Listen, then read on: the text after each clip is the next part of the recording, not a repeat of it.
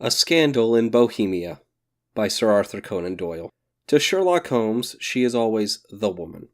I have seldom heard him mention her under any other name. In his eyes, she eclipses and predominates the whole of her sex. It was not that he felt any emotion akin to love for Irene Adler. All emotions, and that one particularly, were abhorrent to his cold, precise, but admirably balanced mind. He was, I take it, the most perfect reasoning and observing machine that the world has ever seen. But as a lover, he would have placed himself in a false position. He never spoke of the other passions, save with a gibe and a sneer. They were admirable things for the observer, excellent for drawing the veil from men's motives and actions. But for the trained reasoner to admit such intrusions into his own delicate and finely adjusted temperament was to introduce a distracting factor which might throw a doubt upon all his mental results. Grit in a sensitive instrument, or a crack in one of his own high-power lenses, would not be more disrupting than a strong emotion in a nature such as his.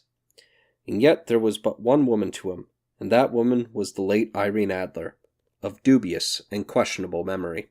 I had seen little of Holmes since the singular chain of events which I have already narrated in a bold fashion under the heading The Sign of the Four. My marriage had, as he foretold, drifted us away from each other. My own complete happiness, and the home-centered interests which rise up around the man who first finds himself master of his own establishment, were sufficient to absorb all of my attention, while Holmes, who loathed every form of society with his whole Bohemian soul, remained in our lodgings in Baker Street, buried among his old books, and alternating from week to week between cocaine and ambition, the drowsiness of the drug and the fierce energy of his own keen nature. He was still, as ever, deeply attracted by the study of crime, and occupied his immense faculties and extraordinary powers of observation in following out those clues, and clearing up those mysteries which had been abandoned as hopeless by the official police. From time to time I heard some vague account of his doings, of his summons to Odessa in the case of the Trepoff murder, of his clearing up of the singular tragedy of the Atkinson brothers at Trincomalee, and finally of the mission which he had accomplished so delicately and successfully for the reigning family of Holland. Beyond these signs of his activity, however, which I merely shared with all the readers of the daily press, I knew little of my former friend and companion. One night, it was on the 20th of March, 1888, I was returning from a journey to a patient, for I had now returned to civil practice, when my way led me through Baker Street. As I passed the well-remembered door which must always be associated in my mind with my wooing, and with the dark incidents of the study in scarlet, I was seized with a keen desire to see Holmes again, and to know how he was employing his extraordinary powers. His rooms were brilliantly lit, and, even as I looked up, I saw his tall, spare figure pass twice in a dark silhouette against the blind. He was pacing the room swiftly, eagerly, with his head sunk upon his chest and his hands clasped behind him. To me, who knew his every mood and habit, his attitude and manner told their own story. He was at work again. He had risen out of his drug-created dreams, and was hot upon the scent of some new problem. I rang the bell, and was shown up to the chamber which had formerly been in part my own. His manner was not effusive. It seldom was, but he was glad, I think, to see me. With hardly a word spoken, but with a kindly eye, he waved me to an armchair, threw across his case of cigars, and indicated a spirit case and a gasogene in the corner. Then he stood before the fire and looked me over in his singular introspective fashion. "Wedlock suits you," he remarked. "I think, Watson, that you have put on 7.5 pounds since I saw you." "7?" I answered. "Indeed, I should have thought a little more. Just a trifle more, I fancy, Watson. And in practice again, I observe. You did not tell me that you intended to go into harness." "Then how did you know?" "I see it. I deduce it. How do I know that you have been getting yourself very wet lately, and that you have a most clumsy and careless servant girl?" "My dear Holmes," said I, "this is too much. You would certainly have been burned had you lived a few centuries ago. It is true that I had a country walk on Thursday and came home in a dreadful mess, but as I have changed my clothes, I can't imagine how you deduce it. As to Mary Jane, she is incorrigible, and my wife has given her notice. But there, again, I fail to see how you work it out." He chuckled to himself and rubbed his long, nervous hands together. "It is simplicity itself," said he. "My eyes tell me that on the inside of your left shoe, just where the firelight strikes it, the leather is scored by 6 parallel cuts. Obviously, they have been caused by someone who has very carelessly scraped around the edges of the sole in order to remove crusted mud from it. Hence you see my double deduction that you have been out in vile weather, and that you had a practically malignant boot-sliding specimen of the London slavey. As to your practice, if a gentleman walks into my room smelling of iodoform, with a black mark of nitrate of silver upon his right forefinger, and a bulge on the right side of his top hat to show where he has secreted his stethoscope, I must be dull indeed if I do not pronounce him to be an active member of the medical profession." I could not help laughing at the ease with which he explained his process of deduction. "When I hear you give your reasons," I remarked, "the thing always appears to me to be so ridiculously simple that I could easily do it myself, though at each successive instance of your reasoning I am baffled until you explain your process. And yet I believe that my eyes are as good as yours." "Quite so," he answered, lighting a cigarette and throwing himself down into an armchair. "You see, but you do not observe. The distinction is clear. For example, you have frequently seen the steps which led up from the hall to this room." "Frequently?" "How often?" "Well, some hundreds of times." "Then how many are there?" "How many? I don't know." "Quite so. You have not observed, and yet you have seen. That is just my point. Now I know that there are 17 steps because I have both seen and observed. By the way, since you are interested in these little problems, and since you are good enough to chronicle 1 or 2 of my trifling experiences, you may be interested in this." He threw over a sheet of thick, pink-tinted notepaper which had been lying upon the table. "It came by the last post," said he. "Read it aloud." The note was undated, and without either signature or address. "There you will call upon tonight at 7:45 o'clock, it said.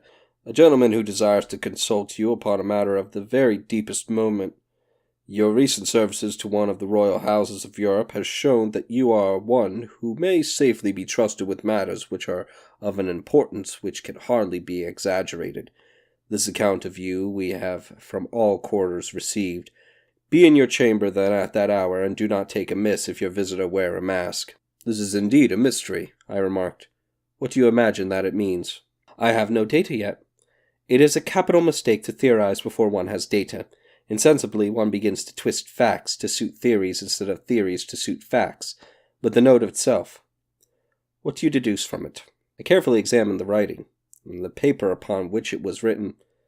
"The man who wrote it was presumably well-to-do," I remarked, endeavoring to imitate my companion's processes.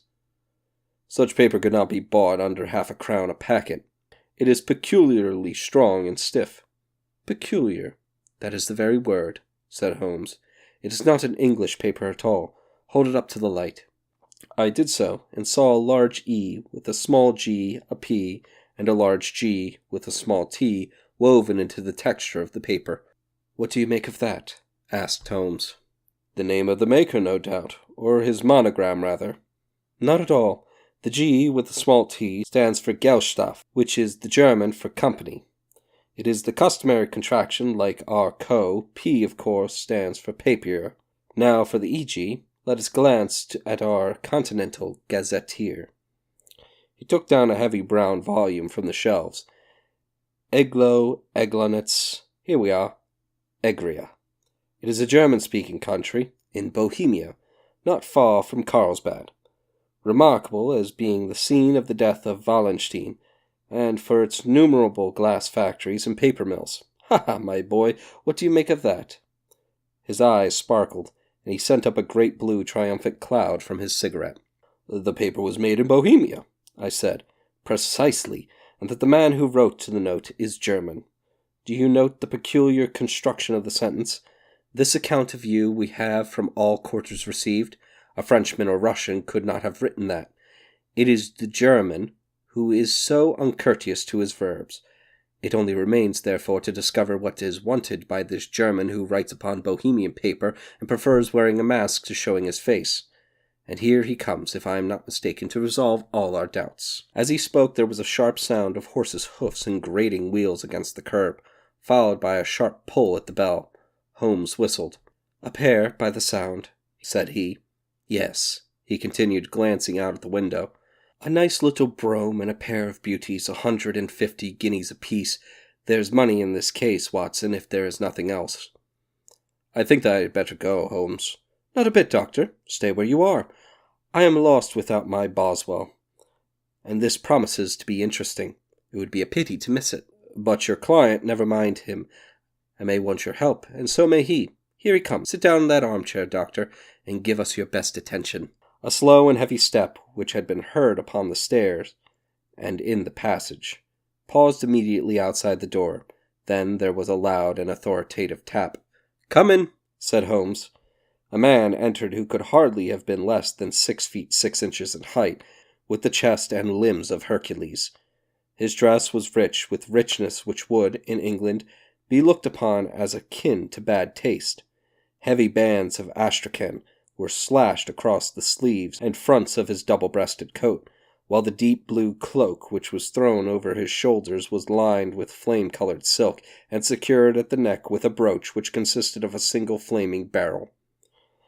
Boots which extended halfway up his calves and which were trimmed at the tops with rich brown fur completed the impression of barbaric opulence which was suggested by his whole appearance. He carried a broad-brimmed hat in his hand, while he wore across the upper part of his face, extending down past the cheekbones, a black visored mask, which he had apparently adjusted that very moment, for his hand was still raised to it as he entered. From the lower part of the face he appeared to be a man of strong character, with a thick hanging lip, and a long straight chin, suggestive of resolution, pushed to the length of obstinacy. "You had my note?" he asked, with a deep, harsh voice and a strongly marked German accent. "I told you that I would call." He looked from one to the other of us, as if uncertain which to address. "Pray take a seat," said Holmes. "This is my friend and colleague, Dr. Watson, who is occasionally good enough to help me in my cases. Whom have I the honor to address?" "You may address me as the Count von Kram, a Bohemian nobleman. I understand that this gentleman, your friend, is a man of honor and discretion, whom I may trust with a matter of the most extreme importance. If not, I should much prefer to communicate with you alone." I rose to go, but Holmes caught me by the wrist and pushed me back into my chair. "It is both or none," said he. "You may say before this gentleman anything which you may say to me." The Count shrugged his broad shoulders. "Then I must begin," said he, "by binding you both to absolute secrecy for 2 years. At the end of that time, the matter will be of no importance. At present, it is not too much to say that it is of such weight it may have an influence upon European history." "I promise," said Holmes. "And I." "You will excuse this mask," continued our strange visitor. "The august person who employs me wishes his agent to be unknown to you, and I may confess at once that the title by which I have just called myself is not exactly my own." "I was aware of it," said Holmes dryly. "The circumstances are of great delicacy, and every precaution has to be taken to quench what might grow to be an immense scandal and seriously compromise one of the reigning families of Europe. To speak plainly, the matter implicates the house of Ormstein, hereditary kings of Bohemia." "I was also aware of that," murmured Holmes, settling himself down in his armchair and closing his eyes. Our visitor glanced with some apparent surprise at the languid, lounging figure of the man who had been no doubt depicted to him as the most incisive reasoner and most energetic agent in Europe. Holmes slowly reopened his eyes and looked impatiently at his gigantic client. "If your Majesty would not condescend to state your case," he remarked, "I should be better able to advise you." The man sprang from his chair and paced up and down the room in uncontrollable agitation. Then, with a gesture of desperation, he tore the mask from his face and hurled it upon the ground. "You are right," he cried. "I am the king. Why should I attempt to conceal it?" "Why, indeed," murmured Holmes. "Your Majesty had not spoken before. I was aware that I was addressing Wilhelm Gottsreich Sigismund von Ormstein, Grand Duke of Cassel-Falstein, and hereditary King of Bohemia." "But you can understand," said our strange visitor, sitting down once more and passing his hand over his high white forehead. You can understand that I am not accustomed to doing such business in my own person, yet the matter was so delicate that I could not confide it to an agent without putting myself in his power. I have come incognito from Prague for the purpose of consulting you. Then pray consult, said Holmes, shutting his eyes once more. The facts are briefly these. Some 5 years ago, during a lengthy visit to Warsaw, I made the acquaintance of the well-known adventuress Irene Adler. The name is no doubt familiar to you. Kindly look her up in my index, Doctor, murmured Holmes without opening his eyes. For many years he had adopted a system of docketing all paragraphs concerning men and things, so that it was difficult to name a subject or a person on which he could not at once furnish information. In this case, I found her biography sandwiched in between that of a Hebrew rabbi and that of a staff commander who had written a monograph upon the deep-sea fishes. Let me see, said Holmes. Born in New Jersey in the year 1858, contralto, La Scala, prima donna Imperial Opera of Warsaw. Yes, retired from the operatic stage. Living in London, quite so. Your Majesty, as I understand, became entangled with this young person, wrote her some compromising letters, and is now desirous of getting those letters back. Precisely, but how? Was there a secret marriage? None. No legal papers or certificates? None. Then I fail to follow, Your Majesty. If this young person should produce her letters for blackmailing or other purposes, how is she to prove their authenticity? There is the writing. Pooh, forgery. My private notepaper. Stolen. My own seal. Imitated. My photograph. Bought. We were both in the photograph. Oh dear, that is very bad. Your Majesty has indeed committed an indiscretion. I was mad. Insane. You have compromised yourself seriously. I was only Crown Prince then. I was young. I am but 30 now. It must be recovered. We have tried and failed. Your Majesty must pay. It must be bought. She will not sell. Stolen then. 5 attempts have been made. Twice burglars in my pay ransacked her house. Once we diverted her luggage when she travelled. Twice she had been waylaid. There has been no result. No sign of it? Absolutely none. Holmes laughed. It is quite a pretty little problem, said he. But a very serious one to me, returned the king reproachfully. Very indeed. And what does she propose to do with the photograph? To ruin me. But how? I am about to be married, so I have heard, to Clodite Lothman von Saxe-Meiningen, second daughter of the King of Scandinavia. You may know the strict principles of her family. She is herself the very soul of decency. A shadow of a doubt as to my conduct would bring the matter to an end. And Irene Adler?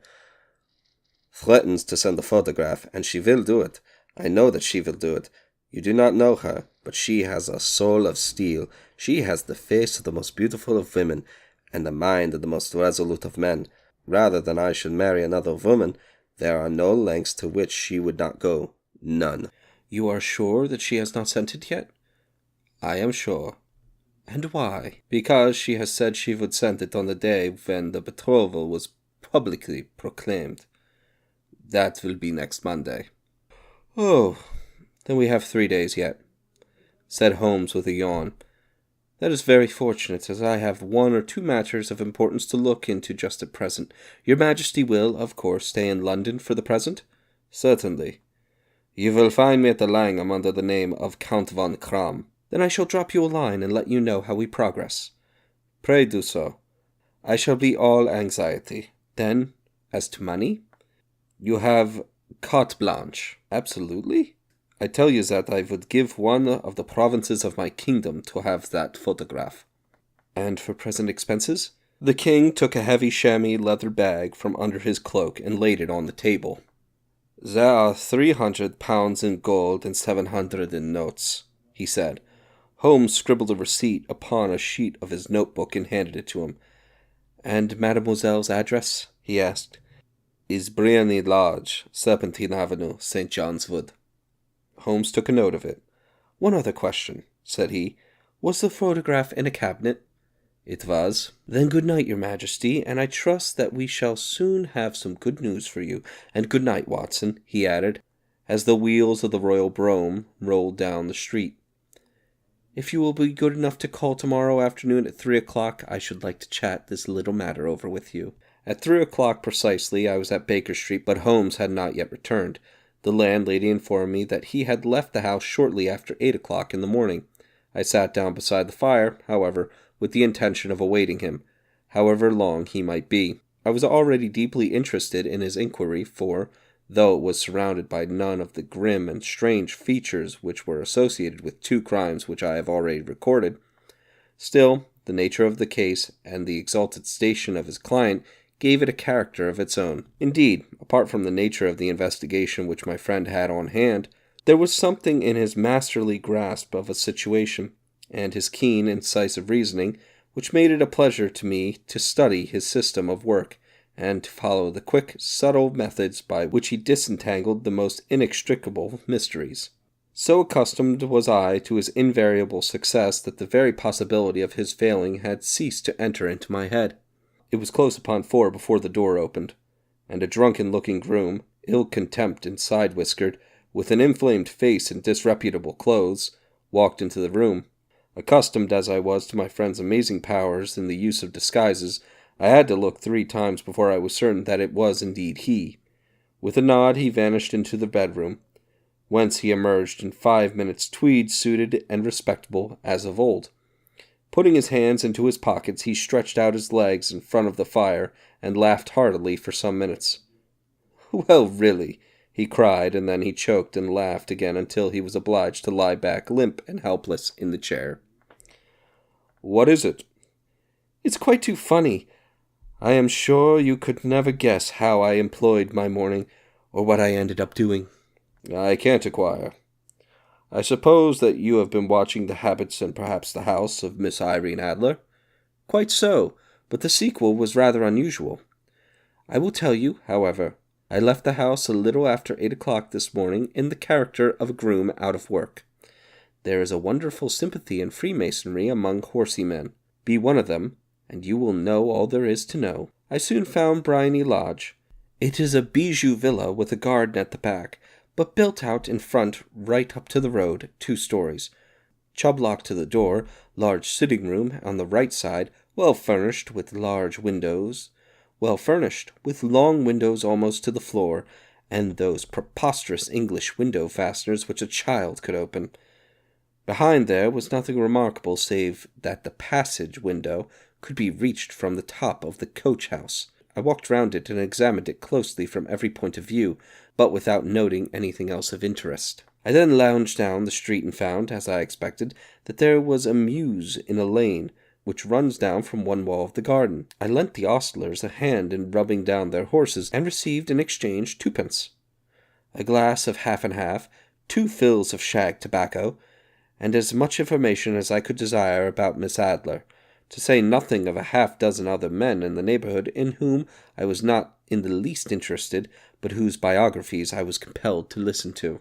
"And what of Irene Adler?" I asked. "Oh, she has turned all the men's heads down in that part. She is the daintiest thing under a bonnet on this planet. So say the Serpentine Mews to a man. She lives quietly, sings at concerts, drives out at 5 every day, and returns at 7 sharp for dinner. Seldom goes out at other times, except when she sings.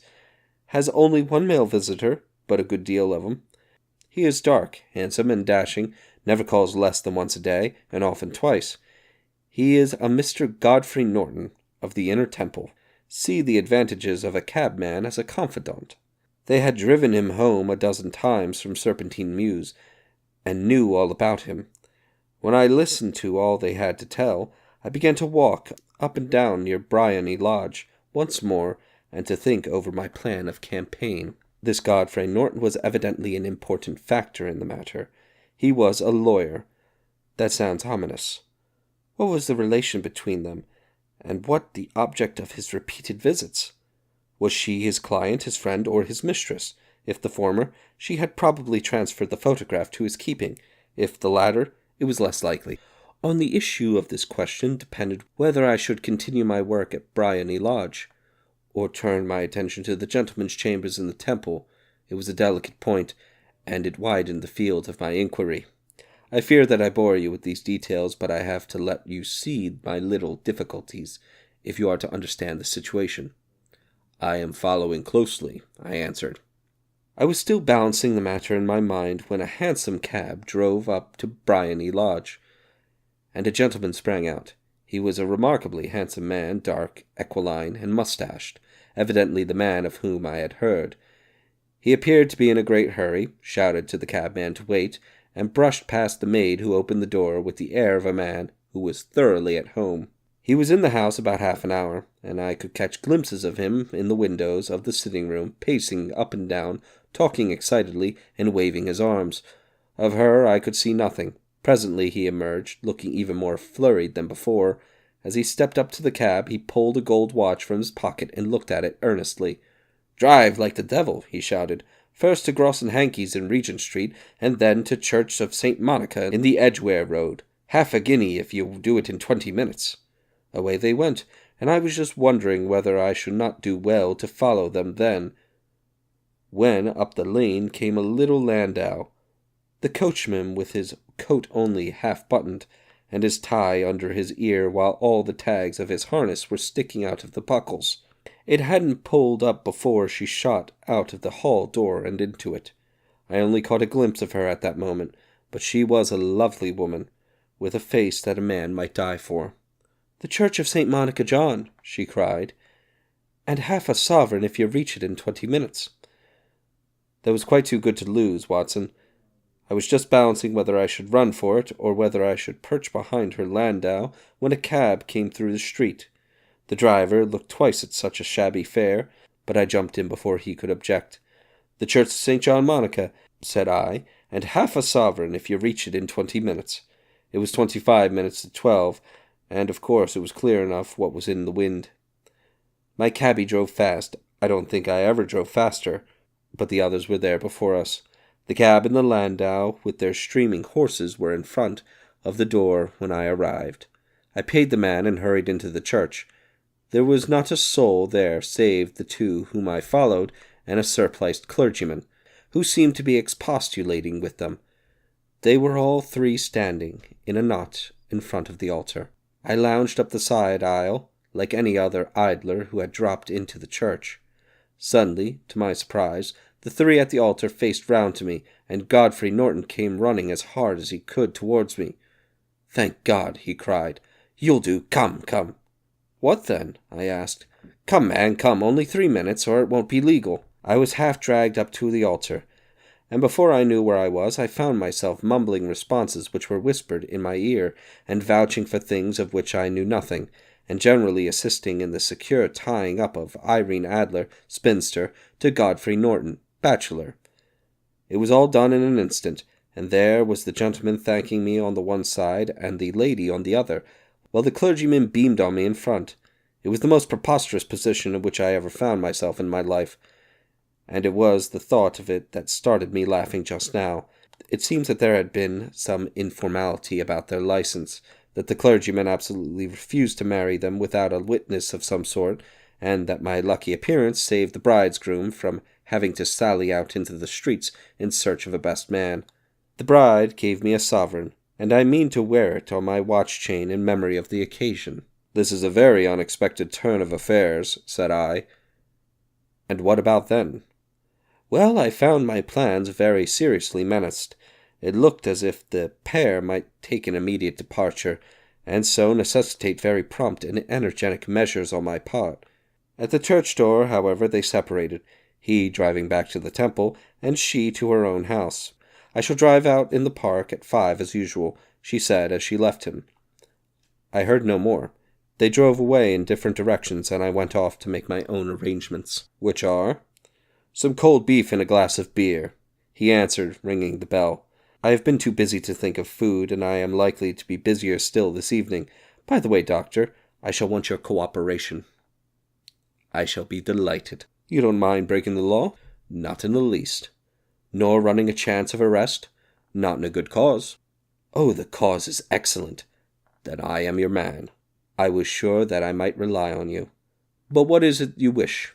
"When Mrs. Turner has brought in the tray, I will make it clear to you now. he said as he turned hungrily on the simple fare that our landlady had provided. "I must discuss it while I eat, for I have not much time. It is nearly 5 now. In 2 hours we must be on the scene of action. Miss Irene, or Madam, rather, returns from her drive at 7. We must be at Bryony Lodge to meet her." "And what then?" "You must leave that to me. I have already arranged what is to occur. There is only one point of which I must insist. You must not interfere, come what may. You understand?" "I am to be neutral?" "To do nothing whatever. There will probably be some small unpleasantness. Do not join in it. It will end in my being conveyed into the house. 4 or 5 minutes afterwards, the sitting-room window will open. You are to station yourself close to that open window." "Yes." "You are to watch me, for I will be visible to you." "Yes." "And when I raise my hand, so, you will throw into the room what I gave you to throw, and will, at the same time, raise the cry of fire. You quite follow me?" "Entirely." "It is nothing very formidable," he said, taking a long cigar-shaped roll from his pocket. "It is an ordinary plumber's smoke rocket, fitted with a cap at either end to make it self-lighting. Your task is confined to that. When you raise your cry of fire, it will be taken by quite a number of people. You may then walk to the end of the street, and I will rejoin you in 10 minutes. I hope that I have made myself clear?" "I am to remain neutral, to get near the window, to watch you, and at the signal to throw in this object, then to raise the cry of fire, and to wait you at the corner on the street." "Precisely." "Then you may entirely rely on me." "That is excellent. I think perhaps it is almost time that I prepare for the new role I have to play." He disappeared into his bedroom and returned in a few minutes in the character of an amiable and simple-minded nonconformist clergyman. His broad black hat, his baggy trousers, his white tie, his sympathetic smile, and general look of peering and benevolent curiosity were such as Mr. John Hare could not have equalled. It was not merely that Holmes changed his costume. His expression, his manner, his very soul seemed to vary with every flesh part that he assumed. The stage lost a fine actor, even as science lost an acute reasoner, when he became a specialist in crime. It was a quarter past six when we left Baker Street, and still wanted 10 minutes to the hour when we found ourselves in Serpentine Avenue. It was already dusk, and the lamps were just being lighted as we paced up and down in front of Bryony Lodge, waiting for the coming of its occupant. The house was such as I had pictured it from Sherlock Holmes's succinct description, but the locality appeared to be less private than I expected. On the contrary, for a small street in the quiet neighborhood, it was remarkably animated. There was a group of shabbily dressed men smoking and laughing in a corner, a scissor grinder with his wheel, 2 guardsmen who were flirting with a nurse girl, and several well-dressed young men who were lounging up and down with cigars in their mouths. "You see," remarked Holmes as we paced to and fro in front of the house, "this marriage rather simplifies matters. The photograph becomes a double-edged weapon now. The chances are that she would be as averse to it being seen by Mr. Godfrey Norton as our client is to its coming to the eyes of his princess. Now the question is, where are we to find this photograph?" "Where indeed?" "It is most unlikely that she carries it about her. It is cabinet size, too large for easy concealment about a woman's dress. She knows that the king is capable of having her waylaid and searched. 2 attempts of the sort have already been made. We may take it, then, that she does not carry it about with her." "Where, then?" "Her banker or her lawyer. There is that double possibility, but I am inclined to think neither. Women are naturally secretive, and they like to do their own secreting. Why should she hand it over to anyone else? She could trust her own guardianship, but she could not tell what indirect or political influence might be brought to bear upon a businessman. Besides, remember that she had resolved to use it within a few days. It must be where she can lay her hands upon it. It must be in her own house." "But it has been twice burgled." "Pshaw! They did not know how to look." "But how will you look?" "I will not look." "What then?" "I will get her to show me." "But she will refuse." "She will not be able to. But I hear the rumble of wheels. It is her carriage. Now carry out my orders to the letter." As he spoke, the gleam of the side lights of a carriage came round the curve of the avenue. It was a smart little landau, which rattled up to the door of Bryony Lodge. As it pulled up, one of the loafing men at the corner dashed forward to open the door in the hope of earning a copper, but was elbowed away by another loafer who had rushed up with the same intention. A fierce quarrel broke out, which was increased by the two guardsmen who took sides with one of the loungers, and by the scissor grinder who was equally hot upon the other side. A blow was struck, and in an instant the lady, who had stepped from her carriage, was the center of a little knot of flushed and struggling men, who struck savagely at each other with their fists and sticks. Holmes dashed into the crowd to protect the lady, but just as he reached her, he gave a cry and dropped to the ground, with the blood running freely down his face. At his fall, the guardsmen took to their heels in one direction and the loungers in the other, while a number of better-dressed people, who had watched the scuffle without taking part in it, crowded in to help the lady and to attend the injured man. Irene Adler, as I will still call her, had hurried up the steps, but she stood at the top with her superb figure outlined against the lights of the hall, looking back into the street. "Is the poor gentleman much hurt?" she asked. "He is dead," cried several voices. "No, there's life in him," shouted another, "but he'll be gone before you get him to the hospital." "He's a brave fellow," said a woman. "They would have had the lady's purse and watch if it hadn't been for him. They were a gang, and a rough one, too. He's breathing now." "He can't lie in the street. May we bring him in, Mom?" "Surely, bring him into the sitting room. There is a comfortable sofa. This way, please." Slowly and solemnly he was borne into Bryony Lodge and laid out in the principal room, while I still observed the proceedings from my post by the window. The lamps had been lit, but the blinds had not been drawn, so I could see Holmes as he lay upon the couch. I do not know whether he was seized with compunction at that moment for the part he was playing, but I know that I never felt more heartily ashamed of myself in my life than when I saw the beautiful creature against whom I was conspiring, or the grace and kindliness with which she waited upon the injured man. And yet it would be the blackest treachery to Holmes to draw back now from the part which he had entrusted me. I hardened my heart, and took the smoke rocket from under my ulster. After all, I thought, we are not injuring her. We are but preventing her from injuring another. Holmes had sat up upon the couch, and I saw him motion like a man who is in need of air. A maid rushed across and drew open the window. At the same instant I saw him raise his hand, and at the signal I tossed my rocket into the room with a cry of "Fire!" The word was no sooner out of my mouth than the whole crowd of spectators, well dressed and ill, gentlemen, ostlers, and servant-maids, joined in a general shriek of "Fire!" Thick clouds of smoke curled through the room and out the open window. I caught a glimpse of rushing figures, and a moment later the voices of Holmes from within assuring them that it was a false alarm. Slipping through the shouting crowd, I made my way to the corner of the street, and in 10 minutes was rejoiced to find my friend's arm in mine, and to get away from the scene of uproar. He walked swiftly and in silence for some few minutes, until we had turned down one of the quiet streets which led towards the Edgware Road. "You did it very nicely, Doctor," he remarked. "Nothing could have been better. It is all right." "You have the photograph?" "I know where it is." "And how did you find out?" "She showed me, as I told you she would." "I am still in the dark." "I do not wish to make a mystery," said he, laughing. "The matter was perfectly simple. You, of course, saw that everyone on the street was an accomplice. They were all engaged for the evening."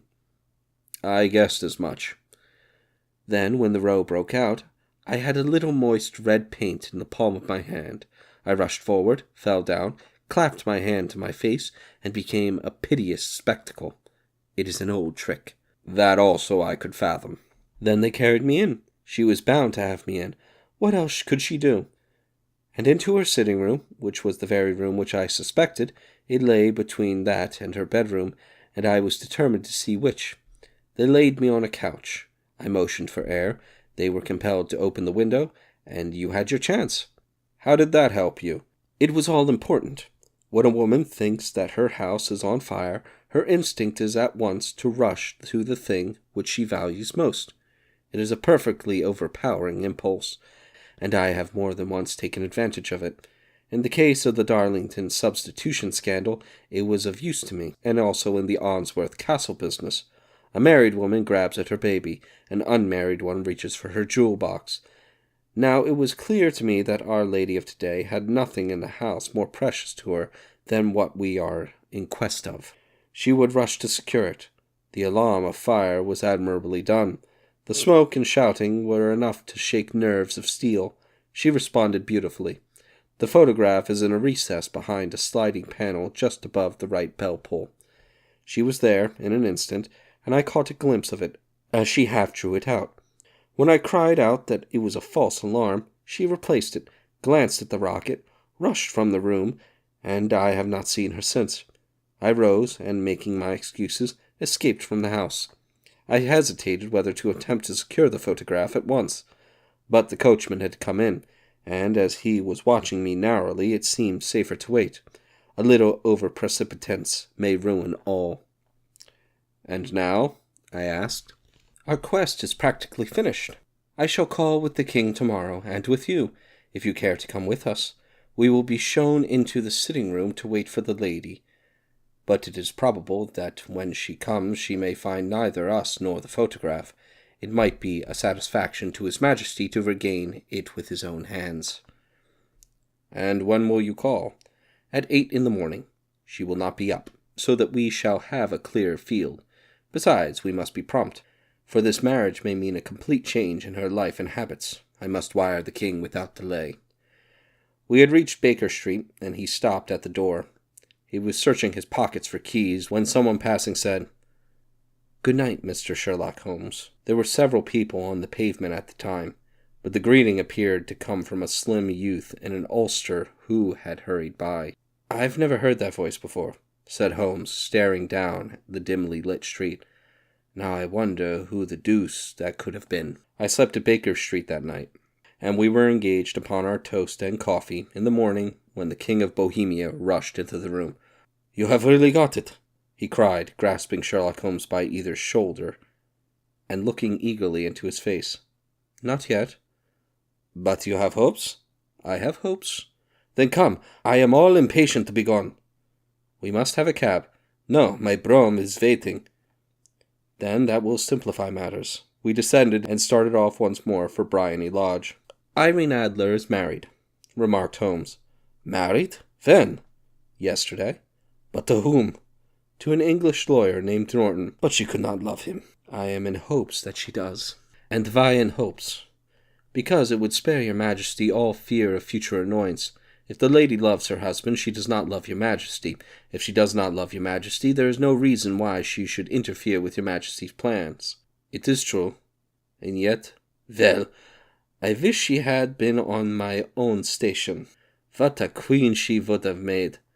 He relapsed into a moody silence, which was not broken until we drew up into Serpentine Avenue. The door of Briony Lodge was open, and an elderly woman stood upon the steps. She watched us with a sardonic eye as we stepped from the brougham. "Mr. Sherlock Holmes, I believe," said she. "I am Mr. Holmes," answered my companion, looking at her with questioning and rather startled gaze. "Indeed, my mistress told me you were likely to call. She left this morning with her husband by the 5:15 train from Charing Cross for the Continent." "What?" Sherlock Holmes staggered back, white with chagrin and surprise. "Do you mean she left England?" "Never to return." "And the papers?" asked the king hoarsely. "All is lost. We shall see."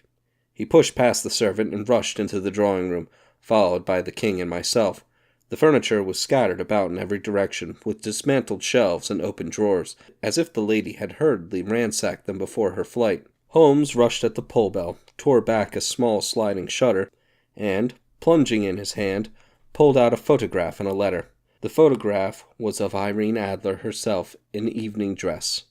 The letter was superscribed to Sherlock Holmes, Esquire, to be left till called for. My friend tore it open, and we all three read it together. It was dated at midnight of the preceding night, and ran in this way. "Dear Mr. Sherlock Holmes, you really did it very well. You took me in completely. Until after the alarm of fire, I had not a suspicion. But then when I found how I had betrayed myself, I began to think. I had been warned against you months ago. I had been told that if the king employed an agent, it would certainly be you, and your address had been given me. Yet, with all this, you made me reveal what you wanted to know. Even after I became suspicious, I found it hard to think evil of such a dear, kind old clergyman. But you know, I have been trained as an actress myself. Male costume is nothing new to me. I often take advantage of the freedom which it gives. I sent John, the coachman, to watch you, run upstairs, got into my walking clothes, as I call them, and came down just as you departed. Well, I followed you to your door, and so made sure that I was really an object of interest of the celebrated Mr. Sherlock Holmes. Then I, rather imprudently, wished you good night, and started for the temple to see my husband. We both thought the best resource was flight, when pursued by so formidable an antagonist, so you will find the nest empty when you call tomorrow. As to the photograph, your client may rest in peace. I love and am loved by a better man than he. The king may do what he will without hindrance from one whom he has cruelly wronged. I keep it only to safeguard myself, and to preserve a weapon which will always secure me from any steps which he might take in the future. I leave a photograph which he might care to possess, and I remain, dear Mr. Sherlock Holmes, very truly yours, Irene Norton, née Adler. What a woman! Oh, what a woman! Cried the King of Bohemia, when we had all three read this epistle. Do I not tell you how quick and resolute she was? Would she not have made an admirable queen? Is it not a pity that she was not on my level? From what I have seen of the lady, she seems indeed to be very different level to your majesty, said Holmes coldly. I am sure that I have not been able to bring your majesty's business to a more successful conclusion. On the contrary, my dear sir, cried the king, nothing could be more successful. I know that her word is inviolate. The photograph is now as safe as if it were in the fire. I am glad to hear your majesty say so. I am immensely indebted to you. Pray let me in what way I can reward you. This ring. He slipped an emerald snake ring from his finger and held it out upon the palm of his hand. Your majesty has something which I should value even more highly, said Holmes. You have but to name it.